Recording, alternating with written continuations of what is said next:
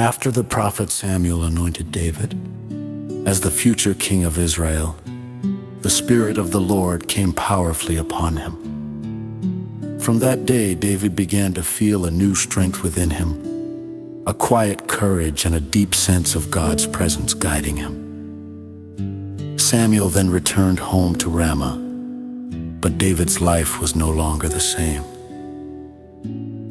Meanwhile, the Spirit of the Lord departed from King Saul, and a troubling spirit began to torment him. The once confident king now found himself restless, anxious, and filled with fear. His servants noticed this change and said, "A harmful spirit is troubling you, my king. If you command us, we'll find someone who can play the harp well. When the music plays, the spirit will leave you, and you'll feel better. Find someone who can play skillfully, and bring him to me." One of his young servants spoke up, "I know a son of Jesse from Bethlehem, who plays beautifully. He's brave, a strong warrior, wise in his speech, and good-looking too. But more than that, the Lord is with him."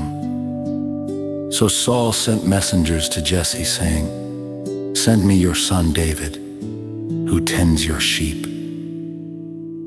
Jesse packed bread, a wineskin, and a young goat as gifts for the king and sent them with David.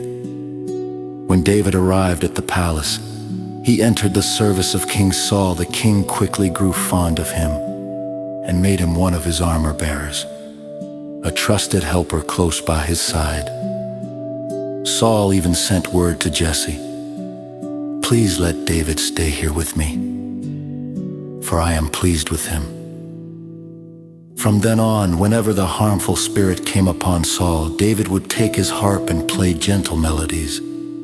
The music would fill the room, calming the troubled king. Slowly, Saul's spirit would ease, and peace would return to him, at least for a while. And so the young shepherd from Bethlehem began his journey, quietly, humbly serving the very king he would one day replace.